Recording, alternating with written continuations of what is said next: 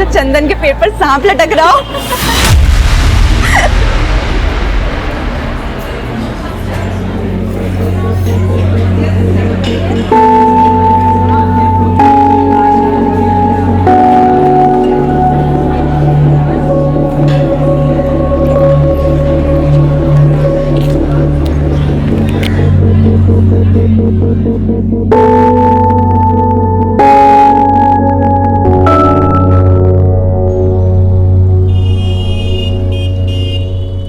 फॉक्सो cut cut कर दो uncle. फॉक्सो क्या?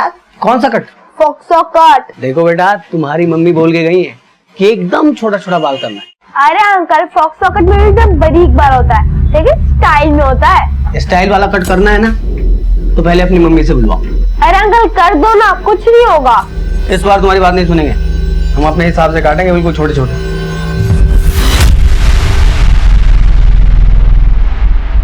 इसको देखकर ऐसा नहीं लग रहा जैसे चंदन के पेड़ पर सांप लटक रहा हो।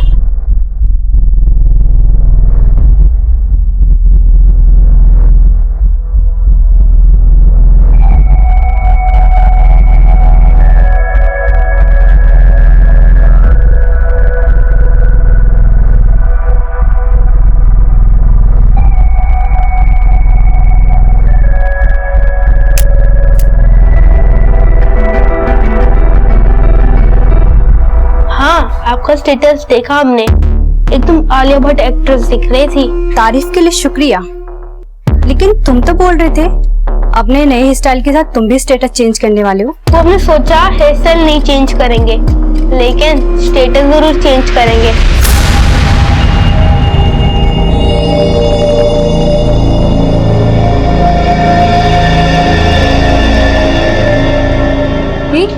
ये देख, चंदन के पेड़ से सांप फिसल कर गिर गया। हाथी की चोटी गायब। ये तो मिरेकल हो गया। लेकिन ये मिरेकल हुआ कैसे? और वैसे है कहाँ आरती? आज कॉलेज नहीं आई?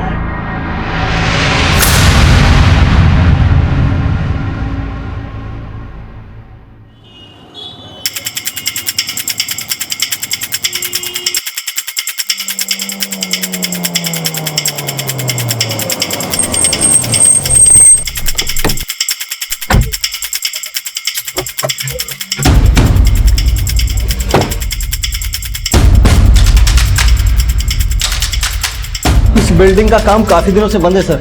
हम यहाँ समय समय पर राउंड लगाते रहते हैं और हर चीज को चेक करते हैं।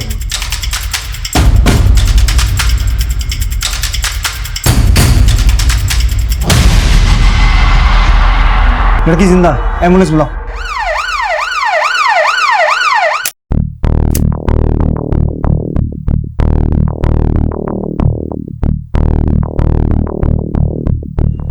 लेकिन खून काफी बहा हुआ है, शायद किसी और चीज का भी इस्तेमाल हुआ है।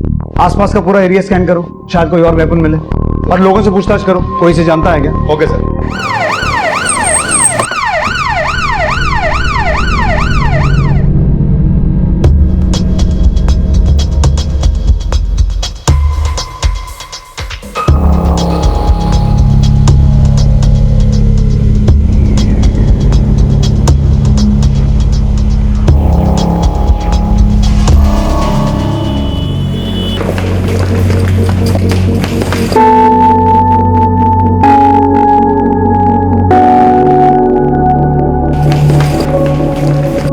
हम आपसे कुछ भी नहीं छुपा रहे हैं सर। सच में इस लड़की को यहाँ पर कोई नहीं जानता, और ना ही हमने इस लड़की को यहाँ पर लाते हुए किसी को देखा है सर।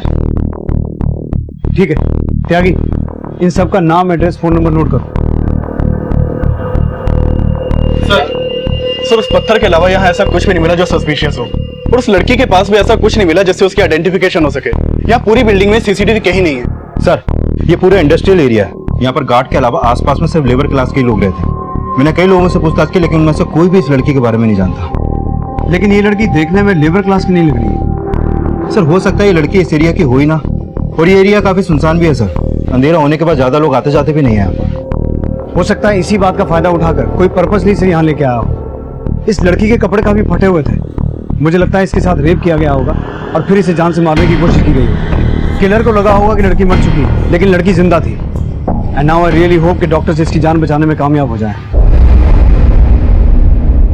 आरती अपनी जिंदगी और मौत से लड़ रही थी, पर पुलिस उसके नाम और पहचान से अनजान थी और काफी कोशिशों के बावजूद पुलिस आरती से जुड़ी कोई जानकारी नहीं जुटा पाई थी।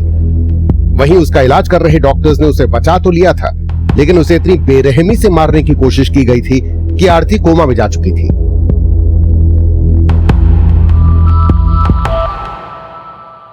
लड़के की बॉडी में मल्टीपल वाउंड्स है और सर तो बहुत बुरी तरह से कुचला गया है। कोई भी उसको देखता तो वो मरा हुआ मान लेता, लेकिन आई मस्ट से कि नॉट ओनली गॉड सेव्ड हर बल्कि आप लोगों के एफर्ट्स ने भी उसको बचाया कि वो जिंदगी अभी तक लड़ रही है। But I will appreciate you as well doctor. मुझे ये बताइए कि बाकी चोटों के अलावा रेप का कोई साइन है? नहीं, रेप का कोई साइन नहीं है, लेकिन सेक्सुअली एक्टिव थी वो और उसकी उम्र कोई 18 से 20 साल। तो ये लड़की कोमा से बाहर कब तक आ पाएगी? ऐसे केसेस में कहना मुश्किल होता है। लेकिन हम अभी तक उसकी पहचान भी नहीं करवा पाए हैं, तो हम उसे गवर्नमेंट हॉस्पिटल में शिफ्ट करवा लें? नो, उसकी कंडीशन बड़ी क्रिटिकल है, it will be very riskier. लेकिन सर इस कंडीशन में हॉस्पिटल का खर्चा? देखिए, उसके लिए हमें कोई ना कोई सॉल्यूशन निकालना पड़ेगा, but above all life is important. Thank you doctor, thanks for your cooperation.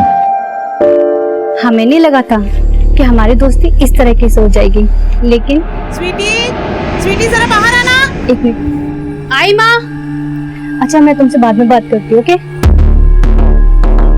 Chinu बेटा। आया पापा।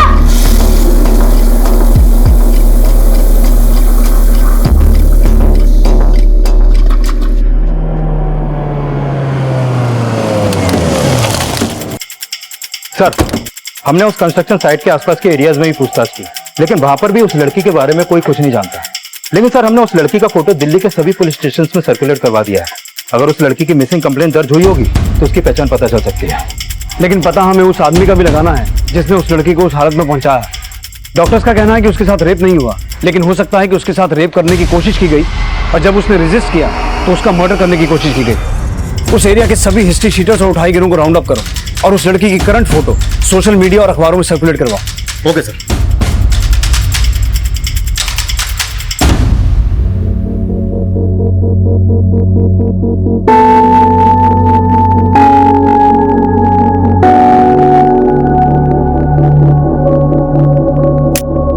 आरती की पहचान पता करने के लिए पुलिस हर संभव प्रयास कर रही थी, पर सोशल मीडिया और न्यूज की मदद लेने के बावजूद उसका कोई करीबी सामने नहीं आया था। दिल्ली के किसी भी पुलिस स्टेशन में उसकी मिसिंग कंप्लेंट नहीं फाइल हुई थी और दूसरे स्टेट्स की पुलिस से भी कोई क्लू नहीं मिल पाया था। एक तरफ पुलिस आरती की कोमा से बाहर आने का इंतजार कर रही थी, वहीं उसके गुनहगार का पता लगाने के लिए एरिया के हिस्ट्री शीटर्स और उठाईगिरों को राउंड अप किया जा रहा था। लेकिन आरती किसके अपराध का शिकार हुई होगी, ये अभी भी रहस्य बना हुआ था। 30 दिन गुजर चुके थे, पर उसकी पहचान का कोई स्रोत नजर नहीं आ रहा था और ये केस एक ब्लाइंड केस नजर आ रहा था। ये केस चाहे जितना भी ब्लाइंड हो, लेकिन उस लड़की के होश में आने की उम्मीद अभी भी कायम है। उस लड़की का बयान अब भी इस ब्लाइंड केस को रोशनी दे सकता है।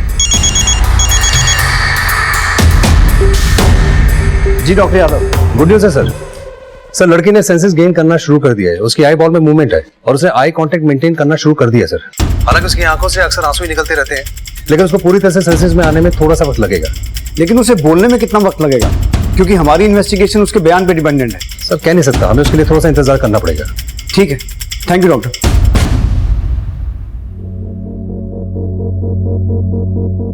आरती की खामोशी में दर्द का अंबार था और अपनी पीड़ा को वो शब्द भी नहीं दे पाती थी।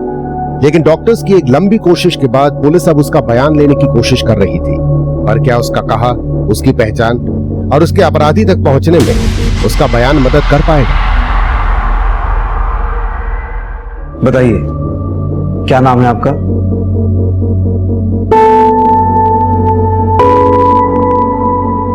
ये सिर्फ अपना नाम नहीं, सब कुछ बताएंगे, लेकिन मुझे लगता है ये शायद किसी को मिस कर रही है। हो सकता है आप जिसे मिस कर रही हैं वो भी आपको मिस कर रहा हो। आप पापा मम्मी को याद कर रही हैं? बताइए। छोटू। कौन है छोटू? आपका भाई है? बेटा भाई। छोटू आपका बेटा है? क्या उम्र होगी छोटू की? मेरे ख्याल से इनको ठीक से याद नहीं है, हमें थोड़ी मदद करनी चाहिए। ठीक है, एक काम करते हैं, हम सब गेस करते हैं, आप बताना हमें से कौन सही है। डॉक्टर यादव, मुझे लगता है छोटू 1 साल का होगा, आपको क्या लगता है? मेरे ख्याल से 1.5 साल का भी हो सकता है, नहीं? सर छोटू 2 साल का भी हो सकता है या फिर 2.5 साल का। 10 साल। 10 साल? और छोटू आपका बेटा है?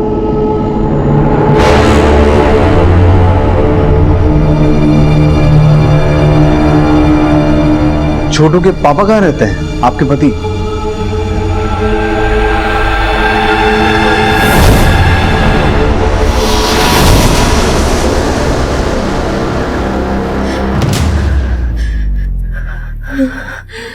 छोटू के पापा का क्या नाम है?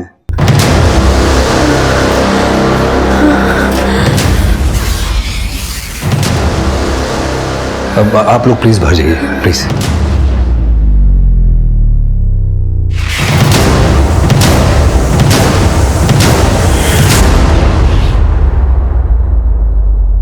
सर इस लड़की की उम्र 18 या 20 साल से ज्यादा नहीं होगी और ये बोल रही है कि इसका एक 10 साल का बेटा है। How is it possible? हो सकता है उसके बेटे की उम्र 10 साल। Not possible. 10 साल का बच्चा नहीं, उसका कोई बच्चा हो ही नहीं सकता है। हमने मेडिकल एग्जामिनेशन किया उसका, बच्चा डिलीवर करने की बात बहुत दूर है, उसने आज तक कभी कंसीव ही नहीं की।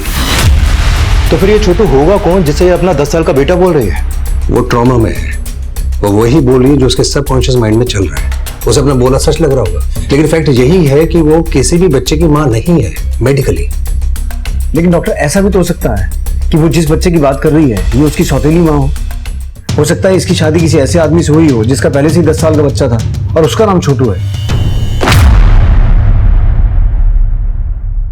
चीनू, चीनू, आए मम्मी।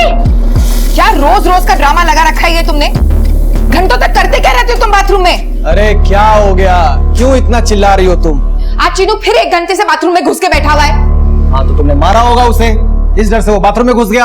हाँ, हम तो माँ है ही नहीं, हम तो जल्लाद हैं। अरे इतनी तरफदारी मत कीजिए उसकी, पानी सर के ऊपर से जा रहा है। चिनू आप 1 घंटे से बाथरूम में थे, क्या कर रहे थे? हमारे पेट में दर्द था। फिर झूठ बोल रहा है ये। हम झूठ नहीं बोल रहे हैं। अरे बेटा तो आपके पेट में दर्द था तो आपको मम्मी को बताना चाहिए था ना। बोला तो था, लेकिन ये फोन पे बात कर रहे थे। फिर उन्होंने गुस्से से कहा हमारा दिमाग मत खा, जाकर अपने पापा को बोल। दिख रहा है मुझे तुम कितनी अच्छी माँ हो। तो तुम कौन से अच्छे बाप हो? तुम्हारी वजह से तो बिगड़ रहा है ये। हमारी वजह से बिगड़ रहा है, हमारी वजह से बिगड़ रहा है और अपने आप को माँ कहती हो तुम। किस्मत खराब है हम दोनों की जो तुमको झेलना पड़ रहा है। चलो सुनो, आइंदा इस पर हाथ मत उठाना तुम। इसे इतना सर पे चढ़ा के अच्छा नहीं कर रहे हो तुम, पछताओगे एक दिन।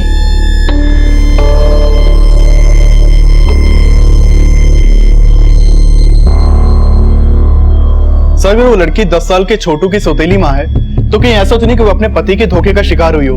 शायद इसलिए उसका पति उसकी पहचान के लिए सामने नहीं आया। मिश्रा होने को तो कुछ भी हो सकता है उसके पति ने उस लड़की के साथ साथ उसके घर वालों को भी धोखे में रखा हो, या फिर उस लड़की का कोई करीबी हो ही ना। चांसेस इस बात के भी है कि उस रात उस लड़की के साथ साथ उसके किसी करीबी को भी मारने की कोशिश की गई। कहीं ऐसा तो नहीं कि वो लड़का छोटू उस रात इसके साथ ही था और इस लड़की को घायल करके छोटू को अगवा कर लिया गया। ये लड़की हमें 2 अगस्त को मिली थी। मिश्रा पता करो 2 अगस्त के आसपास किसी 10 साल के बच्चे की लाश मिली है या कहीं कोई मिसिंग बच्चा बरामद हुआ हो जिसकी उम्र 10 साल के आसपास की हो। इससे हमें छोटू की कोई लीड मिल सकती है। सर हालांकि उस लड़की ने ज्यादा कुछ बोला नहीं, लेकिन जो कुछ भी बोला उसके बोलने के लहजे को नोटिस किया सर आपने? मतलब 1 मिनट सर, ये सुनिए। छोटू। कौन है छोटू? आपका भाई है? बेटा भाई। सर उसने छोटू को छुटुआ और हे को हाई प्रोनाउंस किया। सर ऐसी बोली यूपी में बोली जाती है, क्योंकि मेरा एक दोस्त है यूपी का, कन्नौज का, उसका बोलने का लहजा भी सेम ऐसा ही है। सर हो सकता है कि ये लड़की कन्नौज के किसी एरिया की हो।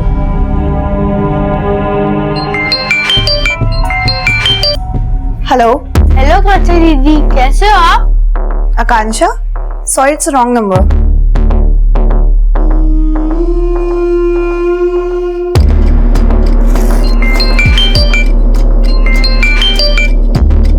हेलो। हेलो कांचा दीदी, आपने फोन क्यों काट दिया? यहाँ कोई आकांक्षा नहीं रहती, आपने गलत नंबर डायल किया है। हमने तो 87676044 पे फोन लगाया है। हाँ, ये नंबर हमारा है, यहाँ कोई आकांक्षा नहीं रहती है। आपका नाम क्या है दीदी? बताइए, क्या है आपका नाम? पारुल। देखो बेटा, यहाँ कोई आकांक्षा दीदी नहीं रहती है। लेकिन आपकी आवाज तो बिल्कुल आकांक्षा दीदी जैसी है। बट हम आकांक्षा नहीं है। तो क्या हुआ? लेकिन आप दीदी तो हो। क्या आप हमारी दीदी बनोगी?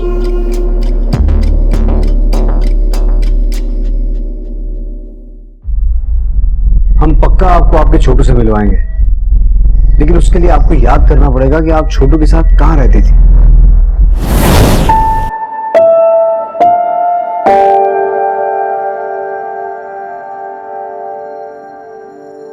आपका घर तो कन्नौज में है ना?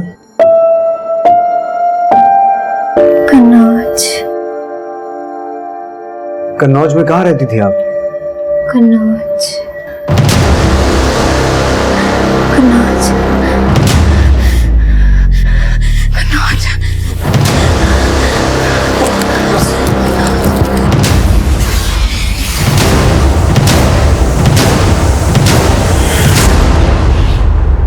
आरती की पहचान पता करने के लिए पुलिस बारीक से बारीक सूचना को एक बड़े स्तर पर इन्वेस्टिगेट कर रही थी, लेकिन आरती वाकई किसी 10 वर्षीय छोटू की सौतेली मां होगी, इस रहस्य का कोई भी सिरा जुड़ता नजर नहीं आ रहा था। लेकिन ऐसा अनुमान लगाया जा रहा था कि उसका कन्नौज से कोई ना कोई कनेक्शन जरूर होगा। सर, कन्नौज टेरिटरी में 3 तहसील हैं, छिबरामऊ, तिवागंज और मैन कन्नौज, और इन तीनों तहसील में कुल मिलाकर 257 गांव और कस्बे हैं और 9 थाना क्षेत्र हैं। सर, मैंने सभी थानों में उस लड़की का फोटो सर्कुलेट करवा दिया था, लेकिन वहां पर उस लड़की से जुड़ी कोई भी मिसिंग कंप्लेंट दर्ज नहीं हुई है। लेकिन सर, इस बात के भी पूरे चांसेस है कि शायद किसी ने जानबूझ के उस लड़की की मिसिंग कंप्लेंट फाइल नहीं करवाई हो। एक कोशिश और करके देखते हैं। उस लड़की के सामने इन 257 गांव और कस्बों का नाम लेकर एक बार फिर से पूछताछ करते हैं। हो सकता है उसे अपने गांव का नाम याद आ जाए। Right sir. आप यही सोच रही है ना कि आप घर कब जाएंगी, घर वालों से कब मिलेंगी, है ना? देखिए, आपके इंतजार का समय अब खत्म हो गया। हम एक ऐसी जादू की झड़ी घुमाएंगे कि आपको सब याद आ जाएगा, लेकिन आपको हमारी मदद करनी पड़ेगी। आपको याद करने की कोशिश करनी पड़ेगी। अकबरपुर में तुम्हारा घर है, मुस्तफाबाद, असह, बारामऊ, बंगेर, बारका गांव। पुलिस की ये कोशिश अंधेरे में तीर चलाने से कम नहीं थी, पर क्या ये कोशिश वाकई रंग लाने वाली थी? किशनगंज, गुरसाईगंज। गुरसाईगंज तुम्हारा गांव है, वही तुम्हारा घर है? गुरसाईगंज। सर, गुरुसाहिबगंज को वहां के लोकल लोग गुरुसाहिबगंज प्रोनाउंस करते हैं। अगर उसने इस नाम को रिकॉग्नाइज किया है तो हो सकता है वो लड़की गुरुसाहिबगंज गांव की। नहीं सर, वो गांव नहीं है। गुरुसाहिबगंज कन्नौज का एक बड़ा कस्बा है जो गुरुसाहिबगंज थाना क्षेत्र में आता है। अरविंद, गुरुसाहिबगंज चलने की तैयारी करो। Okay sir.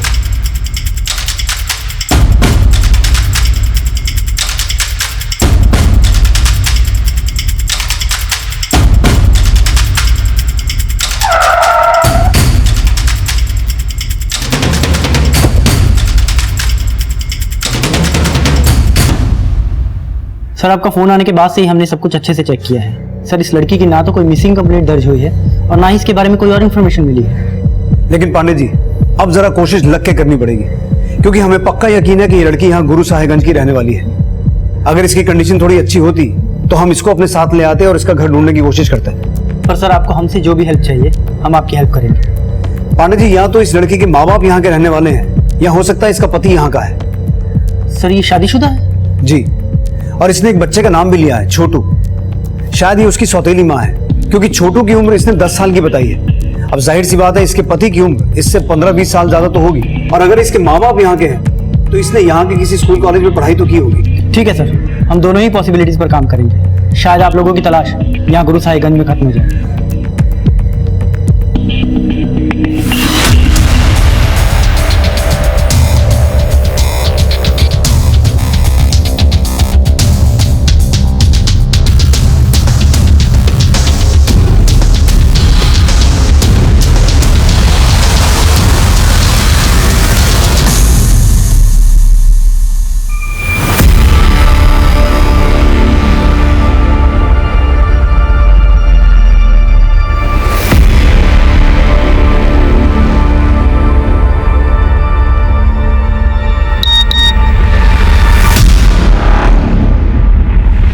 आरती सिंह।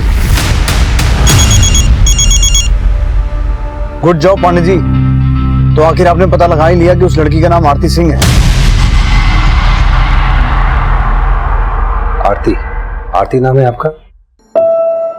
ओम प्रकाश सिंह और ज्योति सिंह की बेटी आरती गुरसाहिबगंज गंधर्व महाविद्यालय की बीए की सेकेंड ईयर स्टूडेंट।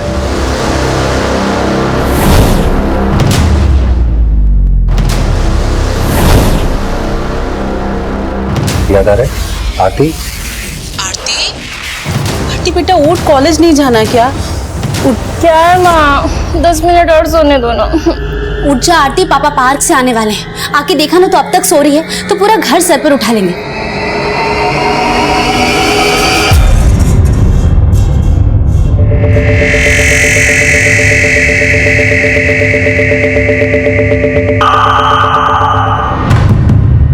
ज्योति, तुम्हारी पूजा अभी तक खत्म नहीं हुई? चलो चाय बना के लाओ।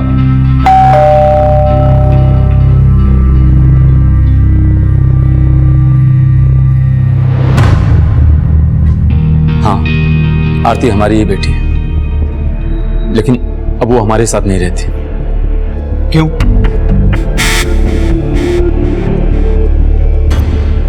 और आरती कब से आपके साथ नहीं रह रही? लेकिन आप उसके बारे में इतना क्यों पूछ रहे हैं? पहले आप ये बताइए कि आपकी बेटी पिछले 4 महीने से कॉलेज क्यों नहीं गई है? और आप जानते हैं कि इस वक्त वो कहाँ है? क्या हुआ? बताने में इतनी तकलीफ क्यों हो रही है? सर, वो बात दरअसल ये है कि आरती 4 महीने पहले भाग गई थी यहां से। भाग गई थी? किसके साथ? हमें कुछ नहीं पता सर। कुछ पता नहीं है या कुछ छुपा रहे हैं? और पिछले 4 महीने से आपकी बेटी गायब है, लेकिन आपने उसकी कोई भी मिसिंग कंप्लेंट दर्ज नहीं करवाई। हम ऐसा कुछ भी करते तो हमारी खानदान की बदनामी होती। अपनी बदनामी की फिक्र है, बेटी की नहीं है। आपको पता भी है आपकी बेटी के साथ क्या हुआ है?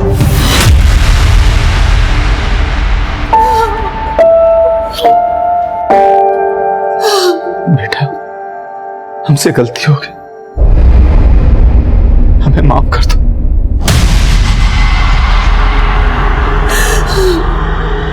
माफ कर दो बेटा। सर, पहले तो आरती के बाप ने आरती की मिसिंग कंप्लेंट फाइल नहीं की और अब उसके आगे रोकर अपनी किसी गलती की माफी मांग रहा है। सर, कुछ तो है जो वो हमसे छुपा रहा है। सर, कहीं ऐसा तो नहीं कि आरती के बाप ने उसकी शादी किसी ऐसे आदमी के साथ करवा दी हो जिसका ऑलरेडी 10 साल का बच्चा हो? आरती और उसके पेरेंट्स के बारे में और अच्छे से पता करो। और मिश्रा, जब इन दोनों का रोना धोना खत्म हो जाए, इन्हें पुलिस स्टेशन लेके आओ। सर।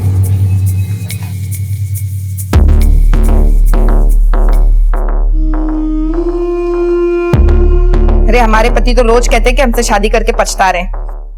हमारे बेटे को भी ऐसा बना दिया कि हमसे ही बगावत करता है। चीनू, हम बाद में कॉल करते हैं। कहाँ जा रहा है? बाथरूम नहीं जा रहे हैं। तू कहाँ जा रहा है? खेलने। हमसे पूछा तूने? नहीं। कहीं खेलने वेलने नहीं जाना है? चलो अपना होमवर्क खत्म करो पहले।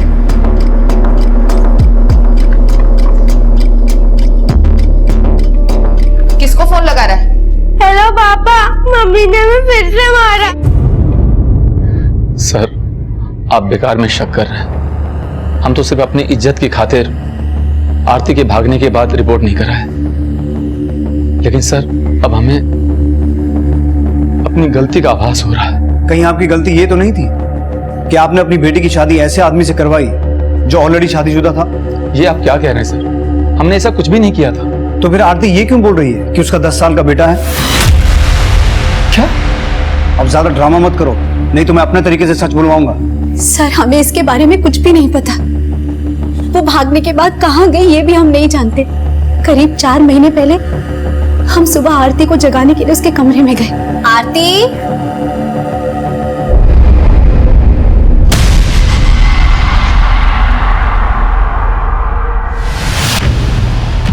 आरती के पापा, आरती के पापा, आरती के पापा। क्या हुआ? आरती घर में कहीं पे भी नहीं है।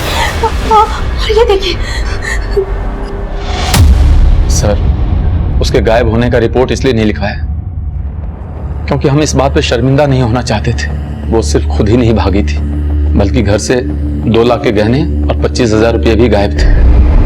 अब अपना किया छुपाने के लिए अपनी बेटी को चोर भी बोल रहे हैं? नहीं सर, हम तो ये सोच रहे थे कि एक दिन भूले भटके सही सलामत शायद वो घर वापस आ जाएगी, लेकिन हमने ये नहीं सोचा था कि उसके साथ इतना बुरा हो। आपने कहा कि आरती फोन इस्तेमाल करती थी, उसका नंबर दीजिए। आरती का मोबाइल नंबर पता चलते ही उसके कॉल रिकॉर्ड्स निकाले जाने लगे। आरती के माता पिता शक के घेरे में थे। उनकी आरती से जुड़ी हर जानकारी जुटाई जाने लगी। सर, इन लोगों ने आरती की शादी की होगी ऐसा तो हमें कुछ भी नहीं पता, लेकिन आरती का बाप एक नंबर का लालची और घमंडी इंसान है। आरती को मारता भी बहुत था। हम तुम्हें कॉलेज भेज रहे हैं, इसका ये मतलब नहीं हम तुम्हें खुली छूट दे देंगे। आज इतनी लेट क्यों आई? बोल। आरती, क्या कर रही है तू? कुछ नहीं। बता ना, अरे बता।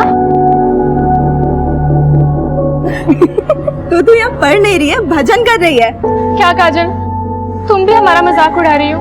मजाक तो अपना तुम खुद उड़वाती हो। 5.25 फीट की हाइट और ये 3 फीट की चोटी, ऊपर से माथे पे चंदन का टीका। खुद को बदलती क्यों नहीं? क्या करें, हमारी किस्मत ही कुछ ऐसी है, जो पापा कहते हैं वही करना पड़ता है। कल आप हमसे मिलने आ रहे हैं ना? सोचेंगे। पर आपने तो कहा था कि आप भी हमसे मिलना चाहते हैं। अभी हम सच में बहुत बिजी हैं, हम आपसे बाद में बात करते हैं। Please bye.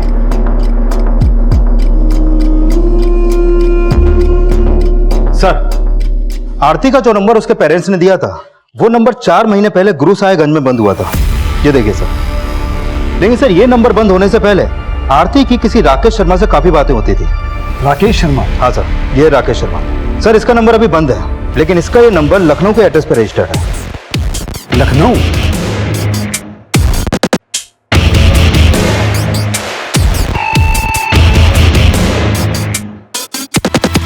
क्या बात है चीनू, पढ़ाई पर ध्यान दे रहे हो? कोई पढ़ाई वढ़ाई पे ध्यान नहीं है इसका। इतना लाड करेंगे तो भविष्य खराब हो जाएगा। खुद को देखो जरा, जीना आराम कर रखा है तुमने। राकेश शर्मा जी?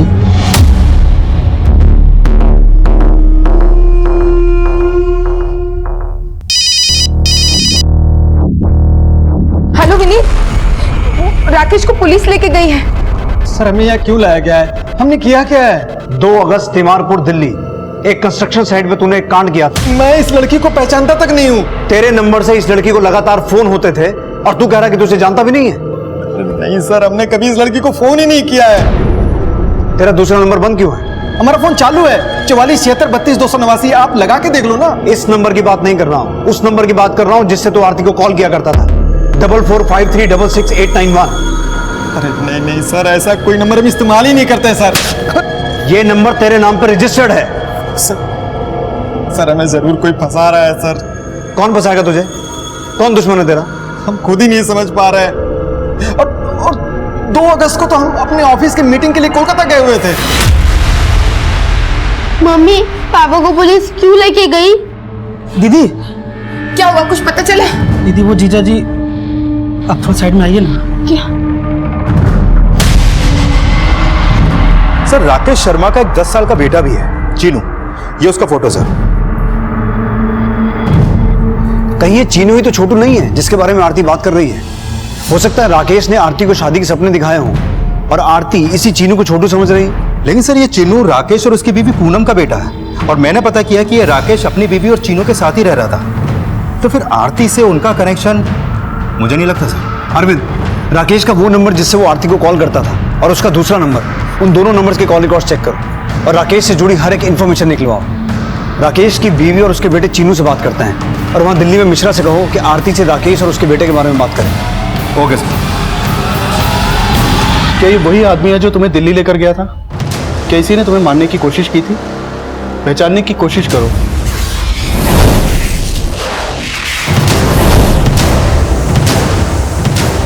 इसका नाम राकेश है। अच्छा, और इस बच्चे को जानती हो? यही छोटू है ना? आरती ने जिस 10 वर्षीय छोटू को अपना बेटा बोला था, उसके चीनू होने का कोई प्रमाण नहीं था और राकेश से जुड़ी जानकारियां इस केस को और उलझाने वाली थी। इस एड्रेस को कंफर्म करो। सर, राकेश 1 से 5 अगस्त के बीच अपने ऑफिस के काम से कोलकाता में ही था। मैंने उसकी एलिबाई भी चेक की। लेकिन राकेश के फोन से आरती को फोन तो होते थे। सर, राकेश ने जो नंबर हमें दिया था वो 1 से 5 अगस्त के बीच कोलकाता में ही एक्टिव था। ये देखिए सर। और राकेश का जो नंबर हमें आरती के कॉल रिकॉर्ड में मिला वो 1 और 2 अगस्त को बंद था। अगर राकेश कोलकाता में था तो हो सकता है उसने किसी और से आरती को मरवाने की कोशिश की हो। सर, राकेश के जो दोनों नंबर्स हमारे सामने आए, मैंने पता किया उन दोनों नंबर्स का लोकेशन पैटर्न सिमिलर नहीं है। मतलब कई बार उन दोनों नंबर की लोकेशन एक ही टाइम पर अलग अलग जगह की थी। तो इसका मतलब ये हुआ कि जिस नंबर से आरती को कॉल होते थे वो नंबर कोई और इस्तेमाल कर रहा था। पॉसिबल है सर। और एक बात सर, राकेश के नाम रजिस्टर्ड जिस नंबर से आरती को कॉल होते थे वो नंबर राकेश के अरेस्ट होने से पहले तक भी एक्टिव था और उस नंबर से इन 2 लड़कियों को लगातार कॉल होते थे, स्वीटी और पारुल। इन दोनों के नंबर्स लखनऊ के अलग अलग एड्रेस पर रजिस्टर्ड है। सर, स्वीटी का फोन फिलहाल अभी बंद है लेकिन ये पारुल का नंबर अभी भी एक्टिव है। सर, ना हम आरती को जानते हैं, न स्वीटी को, न पारुल को। सर, हमने कुछ नहीं किया, हमें फंसाया जा रहा है सर। लेकिन ऐसा कौन हो सकता है जो तुझे फंसाएगा? और जो नंबर तेरे नाम पर रजिस्टर्ड है वो कोई और कैसे यूज कर सकता है? वही तो हमें खुद समझ में नहीं आ रहा है।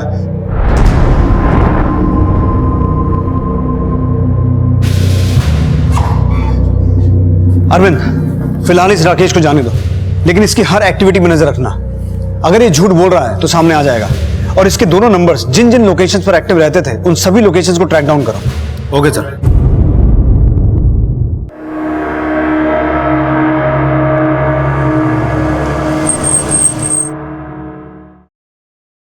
स्वीटी यहीं रहती है? हाँ सर, पारुल मेरी बेटी है, लेकिन बात क्या है? हमें पारुल से मिलना है। कहाँ है वो? सर, स्वीटी 3 दिन से गायब है। वो घर से गहने और पैसे लेकर किसी लड़के के साथ भाग गई है। और 1 मिनट सर,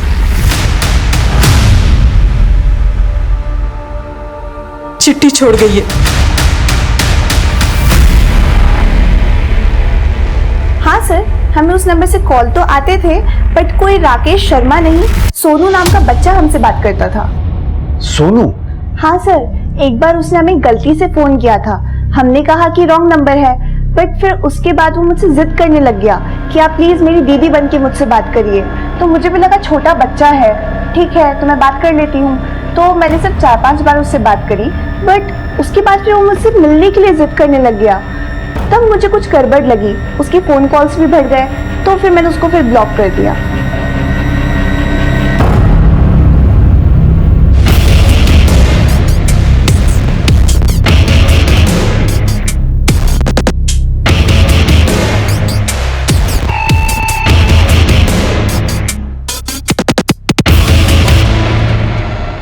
सर, राकेश के नाम रजिस्टर्ड जिस नंबर से आरती को कॉल हो रहे थे मैंने उस नंबर की लोकेशन ट्रैक डाउन की। सर, वो नंबर ज्यादातर लखनऊ के इंदु नगर में एक्टिव रहा है जहाँ पे राकेश के बेटे चीनू का स्कूल है। और एक्सक्यूज मी सर। हाँ बोलो। ठीक है, तुम उनका पीछा करो और देखो कहाँ जा रहे हैं। सर, अभी अभी राकेश अपने बेटे चीनू के साथ घर से कहीं निकला है। हमारी टीम उनका पीछा कर रही है। अरविंद, हो सकता है राकेश ही अपने बेटे से फोन करवा के उन लड़कियों को फंसवाता हो। चीनू ने अपना नाम सोनू बता के पारुल से बात की और आरती के लिए वो छोटू बना। हो सकता है चीनू ही छोटू है। पारुल ने बताया था कि वो बच्चा उससे मिलना चाहता था, लेकिन पारुल ने उसका नंबर ब्लॉक कर दिया था। हो सकता है आरती उसकी बातों में आ गई हो और वो मिलने चली गई हो और उसके साथ वो सब कुछ हो गया। सर, स्वीटी भी 3 दिन से गायब है। मतलब वो चीनू का कहने पर ही उससे मिलने गई होगी और वो 3 दिन पहले अपने घर से गहने और पैसे लेकर गई थी और 4 महीने पहले आरती भी अपने घर से गहने और पैसे लेकर भागी थी। सर, आखिर इस बच्चे ने ऐसा क्या कहा होगा जो ये दोनों लड़कियां अपने घर से इतना सारा पैसा और गहने लेकर भागी? अब ये तो राकेश ही बताएगा।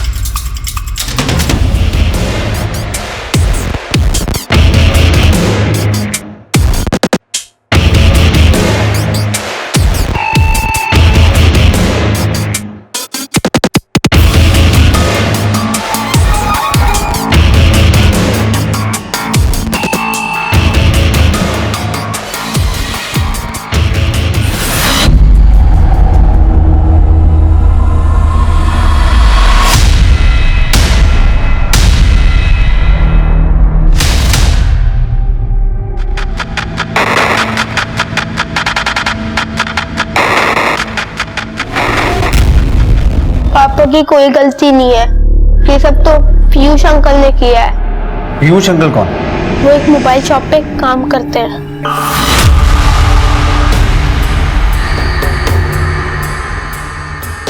साहब, पीयूष हमारे यहाँ सेल्स बॉय था। 4 दिन पहले छुट्टी लेके अपने गांव गया। बोला उसकी माँ बीमार थी। कौन सा गाँव है उसका? मैंने एक दिन पापा से मोबाइल मांगा था, लेकिन उन्होंने नहीं दिया, तो मैंने पापा के पर्स से पैसे चोरी किए और पीयूष भाई की दुकान से जाके मोबाइल लिया। भैया, मुझे 3000 में कोई अच्छा एंड्रॉइड मोबाइल चाहिए। बेटा 3000 रुपए में एंड्रॉइड फोन नहीं आता है। हाँ, तुमको एक पुराना फोन दे सकता हूँ मैं, लेना है? चलेगा तो। लेकिन फोन के साथ साथ सिम कार्ड भी लेना पड़ता है, वो कैसे लोगे? उसके लिए मैं मेरे पापा का आधार कार्ड लाया हूँ। उन्होंने हमें सिम और मोबाइल दिया और कहा अगर हम उनके लिए इन लड़कियों से बात करेंगे तो वो हमारे पापा को नहीं कहेंगे, तो वो हमें नंबर देते गए और हम उनसे बात करते गए। आरती दीदी, क्या आप हमारी दीदी बनोगी? हमारी कोई दीदी नहीं है। भाई तो कोई हमारा भी नहीं है छोटू, लेकिन आप हमें दीदी क्यों बनाना चाहते हैं? इसलिए क्योंकि आप बहुत अच्छी बातें करते हैं। तो आरती तुम्हें छोटू समझकर तुमसे बात करती थी और वो तुम्हें अपना छोटा भाई भी समझती थी। और पीयूष भैया हमारे बड़े भैया बन के उनसे बात करते थे। क्या बात करते थे? पता नहीं, लेकिन इतना पता है वो रात को मोबाइल लेके जाते थे और सुबह लौटा देते थे। तो ये पीयूष स्वीटी और पारुल से भी बात करता था? नहीं, वो पारुल दीदी से बात नहीं करते थे, इसलिए क्योंकि पारुल दीदी को मेरा फोन करना अच्छा नहीं लगता था, लेकिन वो स्वीटी दीदी से बात करते थे। और जब आप पापा को लेके गए तो वो सब मैंने पीयूष भैया को बताया। क्या? तू ऐसा कर, तू वो फोन फेंक दे और बेटा किसी को कुछ बोलना मत, ठीक है? हाँ। लेकिन ये सब तो मैंने पापा को बताया था। सर, हमने आपको इसलिए नहीं बताया क्योंकि ये सब कुछ चीनू की गलती से हुआ था। हमें डर था कि आप लोग चीनू को परेशान करेंगे।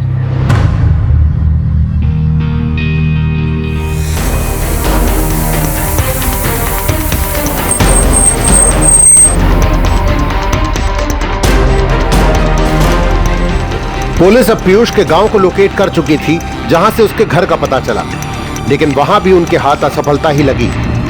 और इसके बाद उन्होंने तुरंत अपना खबरी नेटवर्क अलर्ट किया और पीयूष के एक ठिकाने का पता चला।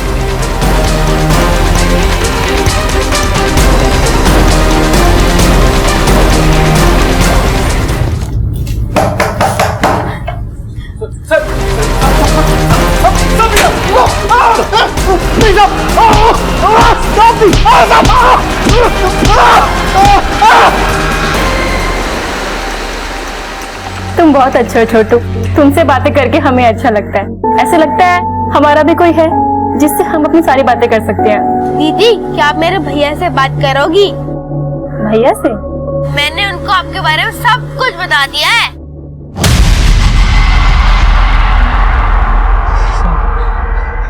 साहब एक बार हम गलत नंबर पे रिचार्ज कर दिए थे साहब, और जब हमने उसका डीपी देखा तो साहब उसमें आरती की फोटो थी। साहब पारुल और स्वीटी का नंबर हमको इसलिए मिल गया था क्योंकि साहब वो हमारी दुकान पे रिचार्ज कराने आती थी साहब। सब चीनों की मदद से हम आरती से बात करने लगे, लेकिन सिर्फ एक ही मकसद से करते थे साहब। साहब आरती की जिंदगी में बहुत दुख था साहब, तो हम उसको झूठा हमदर्दी देते रहते थे और वो हमको अपना दिल दे बैठी। हमारे पापा को हमारी कुछ नहीं पड़ी है और माँ की वो सुनते नहीं है। अगर यहाँ और रहेंगे तो मर जाएंगे। अरे मरने वरने की बातें मत करो यार, और तुमको चोटी काटना है ना तो काट दो, और जैसा बनना है वैसे बन के रहो। लेकिन ऐसा करने से पापा हमें जान से मार देंगे। देखो अगर ऐसा है ना तो अपने घर वालों को छोड़ के हमारे पास आ जाओ, ठीक है? और जैसा बनना चाहती हो वैसे ही बन के आओ। हम है ना, हम रखेंगे तुमको खुश। साहब वो हमारी बातों में ऐसे आई कि अपने घर का सारा कैश, सारा गहना सीधा हमारे पास लेके आ गई। लेकिन चीनू को तो आरती अपना भाई मानती थी, फिर उसे अपना बेटा क्यों बोल रही थी? अब हमने बोला था उसको, हमने कहा था कि चीनू भले ही हमारा छोटा भाई है, लेकिन माँ बाप के जाने के बाद वो हमारे बेटे जैसा है और उसको बेटे की तरह ही पालेंगे। सब ये सब सपना दिखाया हम उसको, और वो नहीं जानती थी साहब कि हमारे मन में क्या था।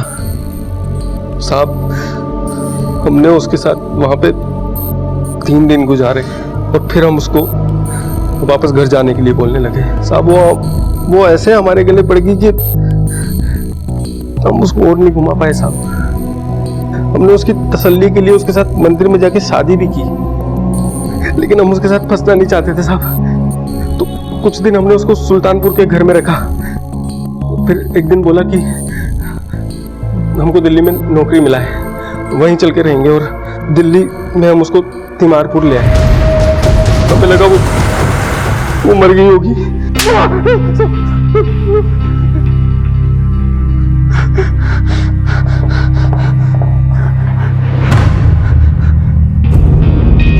पीयूष ने अपना अपराध छिपाने के लिए आरती को मारने की कोशिश तो की, लेकिन अपराधी चाहे जितना भी चालाक हो, उसका किया एक ना एक दिन सामने जरूर आता है। लेकिन आरती के साथ जो कुछ भी हुआ, उसके दोषी उसके माता पिता भी हैं, जिनकी गैर जिम्मेदाराना परवरिश की वजह से ही आरती ने पीयूष पे भरोसा करने की भूल की। आरती को अब हॉस्पिटल से छुट्टी दे दी गई है और उसके इलाज का खर्चा हॉस्पिटल ने खुद उठाने का निर्णय लिया है, जो बेहद ही सराहनीय है। लेकिन आरती का पहले जैसा नॉर्मल हो पाना अब भी चुनौतीपूर्ण है। इस तरह के और भी एपिसोड देखने के लिए हमारे चैनल को सब्सक्राइब करें और बेल आइकन दबाना ना भूलें।